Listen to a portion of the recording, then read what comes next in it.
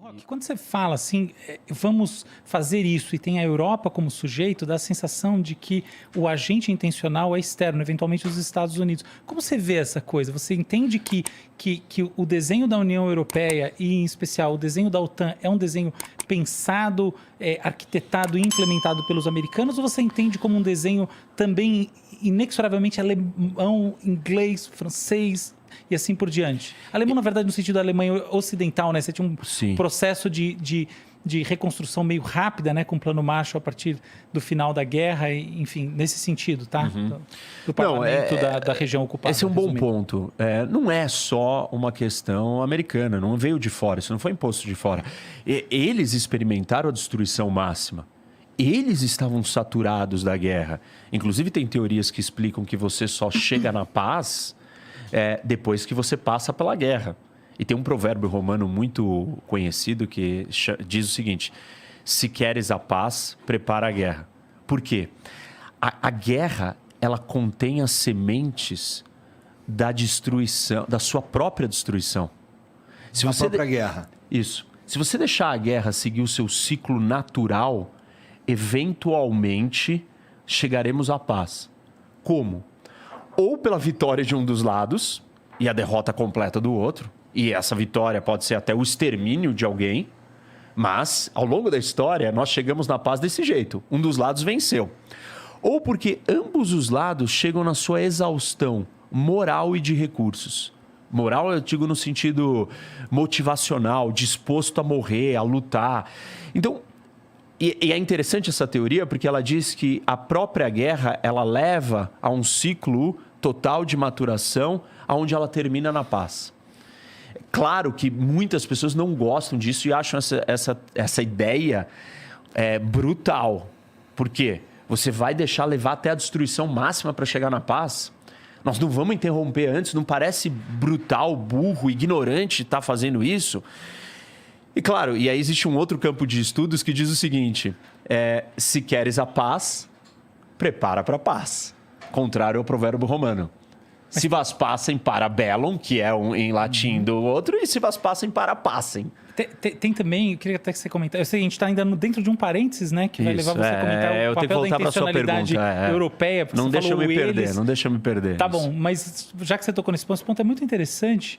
E eu acho que tem uma alternativa, uma interpretação que hoje em dia ela está bastante forte desse provérbio, que é a seguinte: você encontra a paz se preparando para a guerra, não porque você vai efetivamente às vias de fato, como você está sugerindo aí, mas porque você cria um estado de inibição de ataques. E a inibição mútua de ataques segura a guerra, que foi o princípio que norteou a Guerra Fria. Queria que você comentasse essa outra visão aí, como você vê ela. A bomba atômica é uma das principais ferramentas para a paz. Nesse sentido, nessa leitura. Ela está totalmente dentro dessa lógica. E a lógica primordial dessa ideia nasce desse provérbio romano.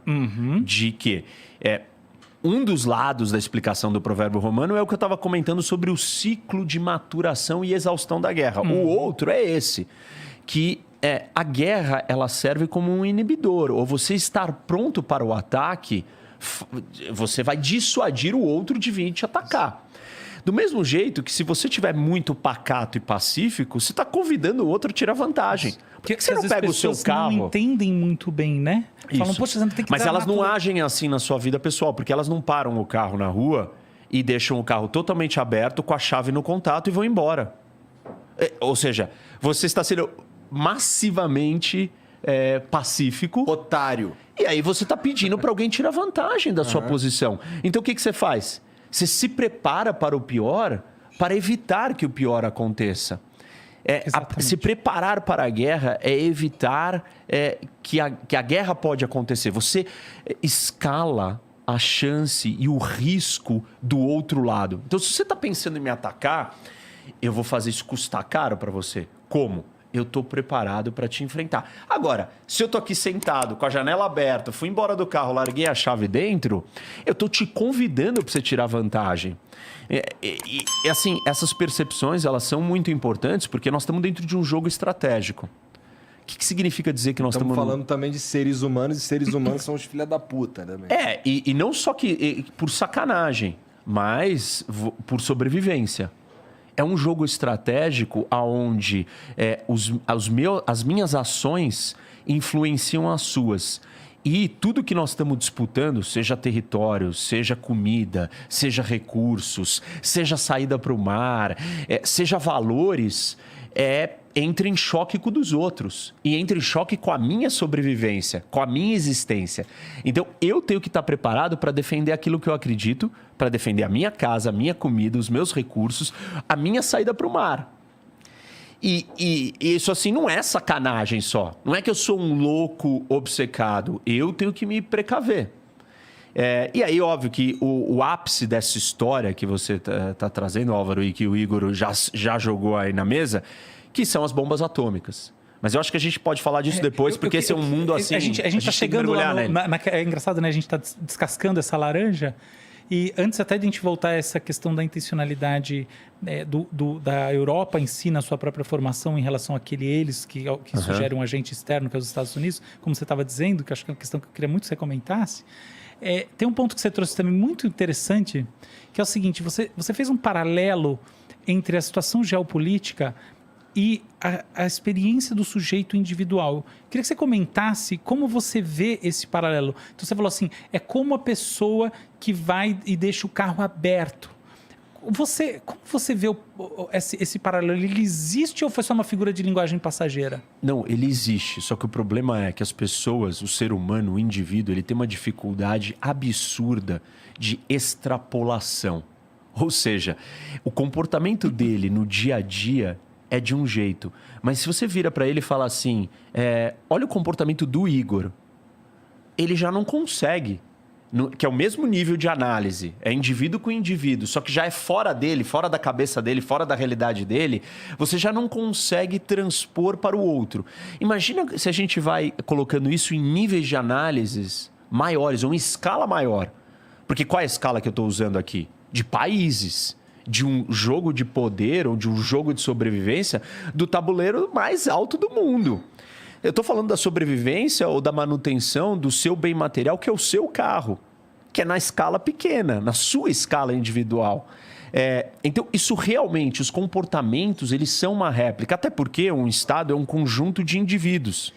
É exatamente aí que eu queria chegar. Você acredita que o Estado é a soma dos indivíduos ou tipo como Durkheim, como enfim, uma série de cientistas sociais falavam no século XIX, começo do século XX, existe algo a mais que emerge disso que não são só os indivíduos? Então, como você vê pode até existir esse algo a mais, o orgânico, essa estrutura maior que toma vida por conta própria, mas ela é uma réplica humana. Ela é um espelho humano, ela tem as dinâmicas de interação do jogo humano. As decisões são feitas por humanos. Isso, né? E assim, a dinâmica é a mesma. Que dinâmica que eu estou falando? Vamos traduzir para o bem claro. Medo, honra, valores, escassez, perigo, segurança, sobrevivência. São essas palavras que ditam a nossa dia a dia pessoal, elas ditam cada país. Mas não existe entre os países assim uma política da boa vizinhança, no sentido, a OTAN, ela foi criada, como a gente estava conversando aqui, na época do final da Segunda Guerra Mundial, para conter ali a União Soviética e tal. Cara, já faz maior tempão que não tem mais União Soviética e a OTAN não para de expandir. Isso. Né?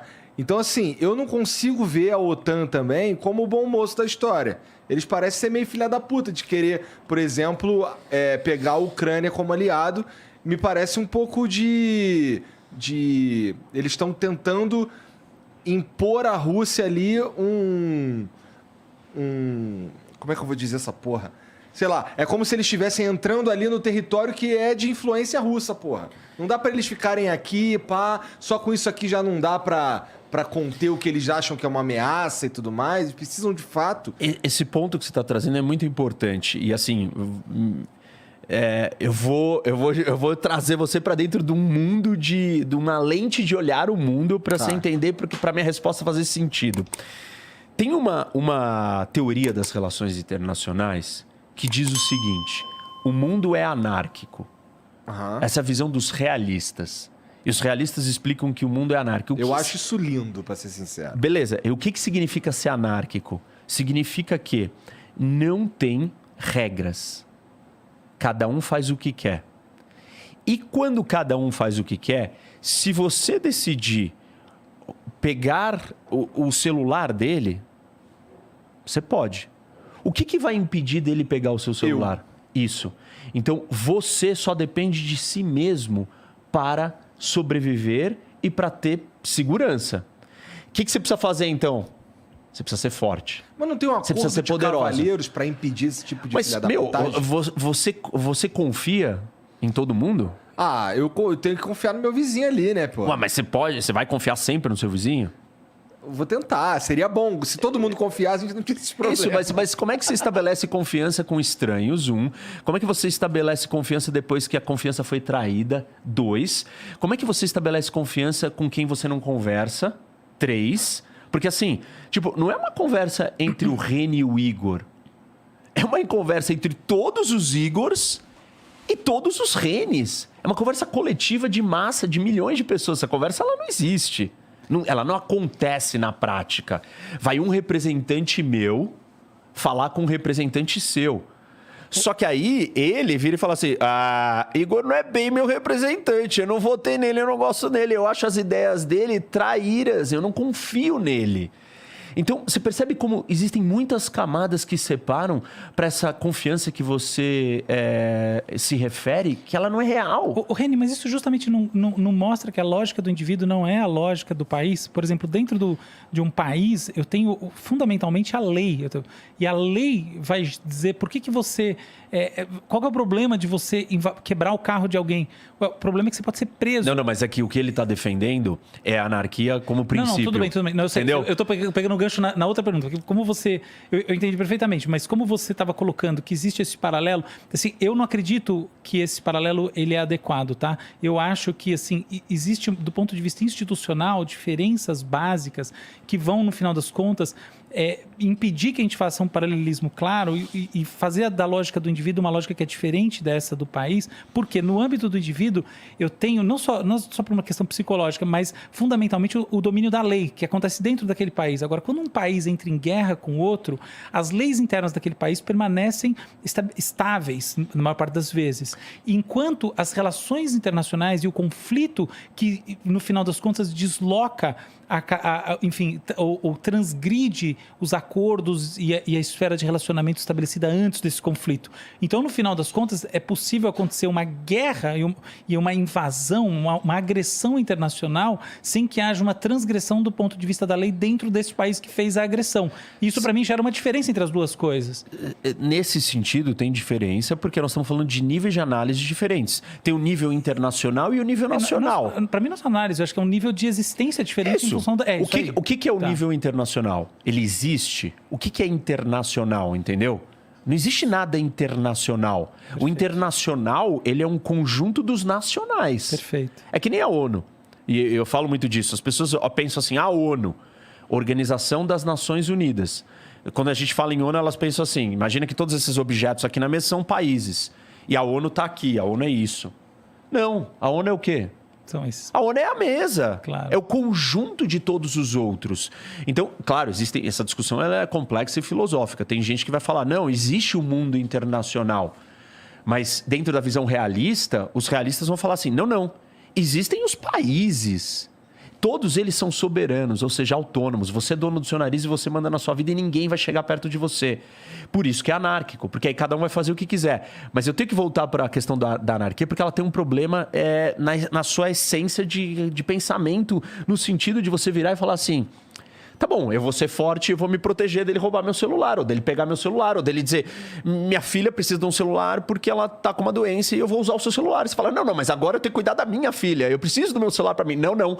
E ele é mais forte, ele vai lá e pega o seu celular. Porque não é só em situações absurdas de, tipo, ele quer roubar o seu celular. E pode ser que ele precise do seu celular. E aí, quem tem prioridade? Aí você fala assim, não, tá bom, eu vou ser mais forte então. Eu vou segurar o meu celular e ele não vai tomar. Só que aí nós criamos um mundo... onde só o mais forte consegue o que quer. E mais do que isso, em que as pessoas gastam muita energia disputando recursos de maneira irracional, né? Também, mas é o grande problema. Pior do que isso, se eu der todo esse poder pro mais forte, eu, que sou um mediano nessa briga de forças, também vou ser ameaçado. Então eu vou me juntar com os mais fracos e falar assim, é um perigo e uma ameaça a existência de alguém muito forte. E aí os países se juntam e fazem um fenômeno que a gente chama de equilíbrio de poder, que mantém um equilíbrio no mundo.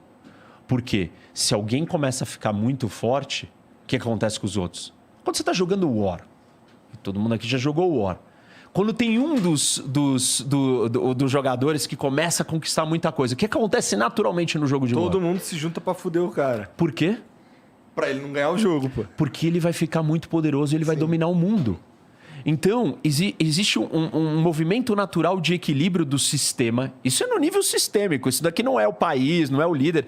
É natural da sobrevivência do ser humano virar e falar assim, olha, nós não podemos deixar ele ser tão forte, porque ele vai se voltar contra mim. Ah, mas eu não confio nele? Não dá para você confiar em ninguém. Não é sua família, não é o seu irmão. Dentro do Brasil, você não confia em todos os brasileiros. Por quê? Eles são estranhos. Somos da mesma família, porém somos estranhos. Você conhece talvez, 20 mil brasileiros? 50 mil brasileiros? Você não conhece 100 mil brasileiros. Nós somos 210 milhões de brasileiros. Se você confiasse tanto assim nos brasileiros, e você achasse que a confiança é a base de uma sociedade anárquica, eu não sei por que você tem chave na sua casa. Eu não sei por que você tranca o seu carro. Só que não é isso que acontece. Porque assim, apesar de eu gostar dessa ideia aí, que ela me pareceu uma ideia eu de sei. paz e tudo mais... Você não vai comprar ela. Eu tenho noção que ela é só uma utopia. Isso. Ela é uma utopia. E aí, então, voltando para a história aqui da anarquia, o que acontece? Os países precisam ser fortes. E aí você falou... E aí tudo isso era para te responder a pergunta, mas a Rússia não está cercada? Quando a Rússia olha e fala assim, eu preciso ser forte, porque eu não tenho ninguém para me ajudar, não tem polícia, não tem um 90 para eu ligar se invadirem a minha casa, não tem judiciário, não tem leis... O que eu faço? Eu tenho que me proteger sozinho com a minha força. Então a Rússia começa a se armar. Quando a Rússia começa a se armar, o que a Letônia pensa? Fudeu pra mim. A casa caiu. Por quê? Porque simplesmente esse cara tá ficando muito mais forte e com um estalar de dedos ele arranca o que ele quiser daqui de dentro, me domina, me conquista, me escraviza e faz o que ele quiser. Mas que loucura, por que ele vai te escravizar? Bom, desculpa, porque a história da humanidade é uma história de guerras e de destruição, e de escravização e de dominação um do outro, de muitas maneiras. Por, de novo, sacanagem, por projeto de poder e por diferença de ideia, por necessidade de sobrevivência. Eu tenho só essa água aqui, eu preciso, você não tem, eu vou ter que tirar de você. E assim são várias das histórias de guerras. Bom, o que a Letônia faz, então? Entra pra OTAN. A Letônia vira e fala assim, Estônia, Lituânia, olha o que ele está fazendo ali. Vamos se juntar e vamos começar a se armar. E vamos se preparar, porque lembra, se queres a paz, prepara a guerra. Se vas passem, para bellum. Então, aí ele começa a fazer isso. Aí a Rússia olha para isso e fala o quê? Por que esses caras estão se armando? Eu não estou gostando disso daí. Eu estou me sentindo ameaçado. Aí ela começa a se armar. Aí, quando ela se arma ainda mais, os 3 bálticos falam assim, somos 3 pequenos. Vamos chamar a Polônia, a Alemanha, a França, a Noruega, todo mundo junto aqui, porque olha o tamanho da Rússia. E aí a Rússia olha e fala assim, vocês estão de brincadeira, vocês se juntaram todos contra mim?